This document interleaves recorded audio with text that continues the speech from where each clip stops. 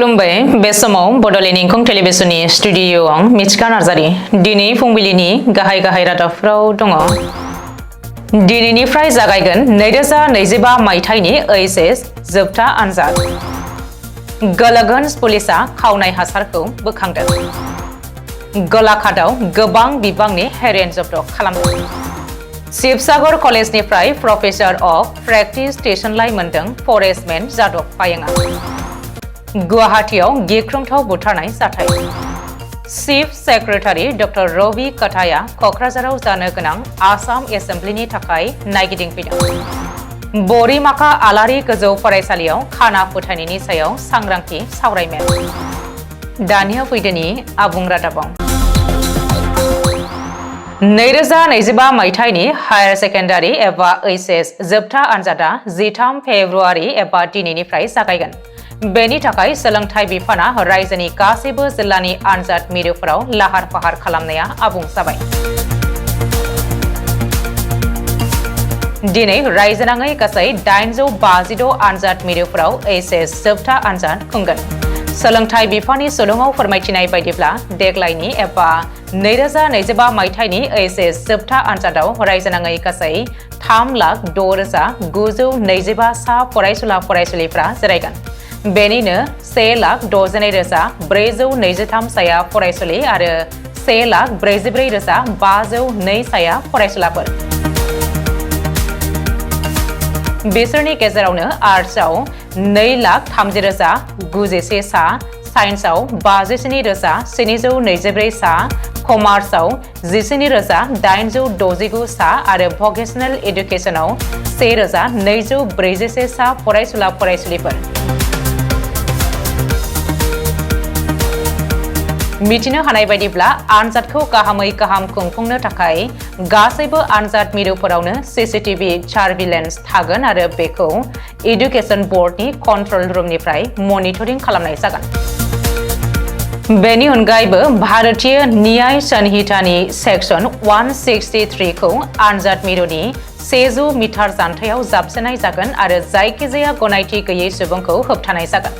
बबेखानि माखासे sensitive मिरुफोराव police आरो सीआरपीएफनि जवानफोरखौ थिसननानै रैखाथिनि राहाखौ गोख्रोंसिन खालामनाय जागोन होननानैबो सुलुङाव फोरमायदों।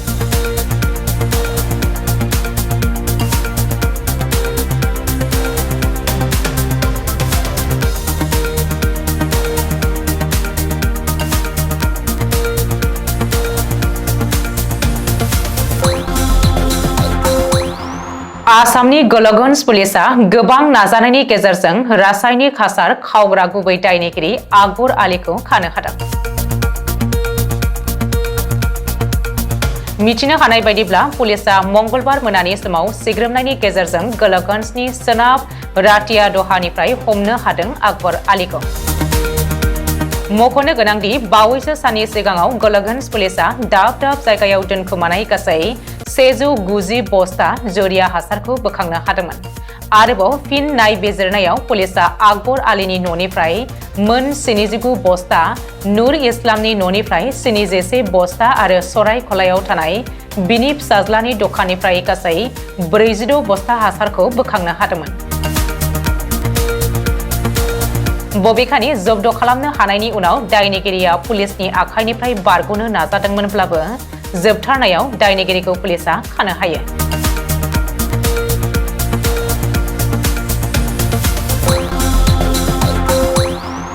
ड्राग्स फालांगि खालामनायनि बेरेखायै गलाघाट पुलिसा देरगाव पुलिस थानानि गेजेरजों गोख्रों अपारेशन खालामनाय जादों। मख'नो गोनांदि बे अपारेशन खालामनायाव 74.19 ग्राम हेर'इन जब्द खालामनो हानायजों लोगोसेनो नोगोद 65,330 रां जब्द खालामनो हादोंमोन। मिथिनो हानाय बायदिब्ला ड्राग्स फालांगिनि गुबै दायनिगिरिखौ खानायजों लोगोसेनो फालांगि खालामनायाव बाहायनाय गंसे गारि आरो गोबां मबाइल बोखांनो हादों होननानै पुलिसा फोरमायथिदों। बे जाथायजों सोमोन्दो गोनां माखासे नेटवर्कखौ फोजोबस्रांनो दासान्दि पुलिसा गोख्रों नायबिजिरनो आखायाव लाबाय। मख'नो गोनांदि बेनि सप्तासे सिगाङावबो एएसआइ सागर साहाजों दैदेनजानाय मोनसे हानजाया बङाइगावआव गंसे ई-रिक्साखौ लाखिनानै सिग्रोमनायनि जाहोनाव 9.33 ग्रामनि हेर'इनखौ जब्द खालामनानै दायनिगिरिखौ पुलिसआ खानो हादों होननानै सुलुङाव फोरमायदों।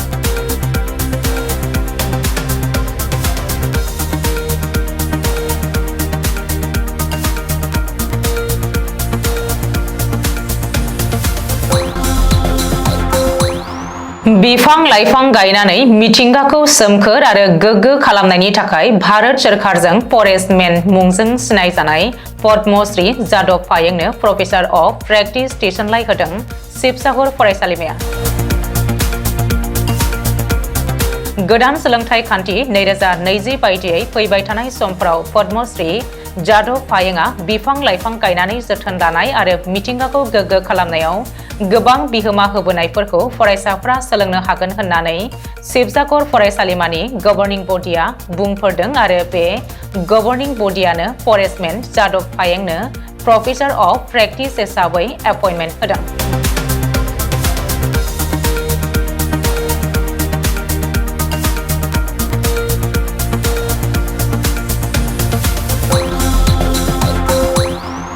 गुवाहाटीनि बामुनि मैदाम ओनसोलाव मोनसे सोमोनांथाव आरो मुगैथाव बुथारनाय जाथाय।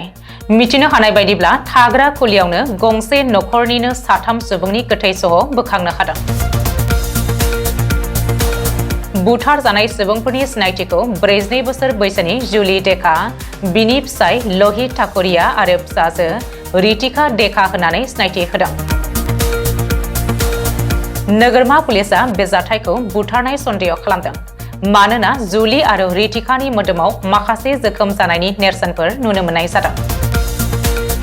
गुबैयै मरिगावनि जुलि डेकाया रेलवेआव खामानि मावनायनि थाखाय गुवाहाटीनि मोनसे रेलवे क्वार्टाराव थायोमोन आरो बियो खेबनै हाबा जादोंमोन। बिनिनो फिसाजो थाखो 9नि फरायसा रितिकाया गिबि हाबानि फिसाजोमोन। नोगोरमा पुलिसआ बे गिख्रंथाव बुथारनाय जाथायखौ बायजोआरि लोब्बा थानो हागौ होननानै सन्देह खालामदों।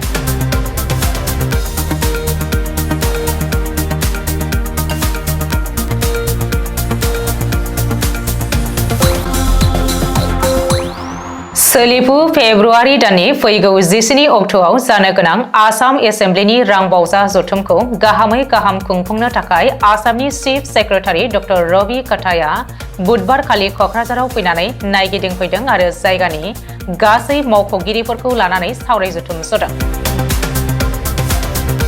बे सावराय जथुमाव बिटिसिनि प्रिन्सिपाल सेक्रेटारि आकाश देब आरो क'क्राझार जिल्लानि जिल्ला बेंगिरि मासान्ता मेगदालिन पार्टिनखौ गोख्रों हाबा मावनो बिथोन होयो चिफ सेक्रेटारि डक्टर रवि कटाया। मख'नो गोनांदि बे आसाम एसेम्ब्लिनि रांबावजा जथुमा बिटिसिएलएनि नब्लाङावनो जागोन।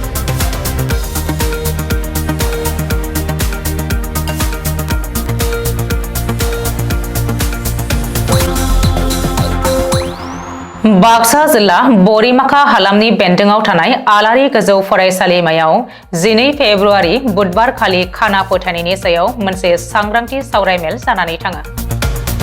आर्यभट्ट बिगियान मिरु बर्मा ब्लकजों खुंफुंजानाय आरो आसाम बिगियान बिरोंदामिन आरो आबहावा गौथुमजों मदद होजानाय बे सांग्रांथि सावराय जथुमाखौ आलारि गोजौ फरायसालिनि गाहाय फोरोंगिरि प्रमिला बसुमतारीनि मासि लानानै दैदेननाय बे सावराय मेलाव गाहाय आलासि महरै बाहागो लायो बर्मा कलेजनि बिबुंगोरा जयन्त दासआ। बे सांग्रांथि सावराय मेलाव गाहाय आलासि महरै बाहागो लानानै बिथाङा खाना फोथायनायनि बेरेखायै फोसावनाय फै जों गाज्रि समाजारि गोहोफोरखौ फोजोबनि बे आयदानि सायाव गुवारै बिबुंथि लाखियो।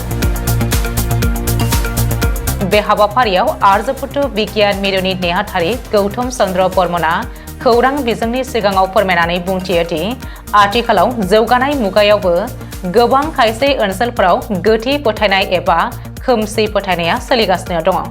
बेफोर खोमसि फोथायनायखौ गैया खालामनायनि थांखिजोंनो बे सावरायनाय हाबाफारिखौ लानाय जादों होननानै मिथिहोदों।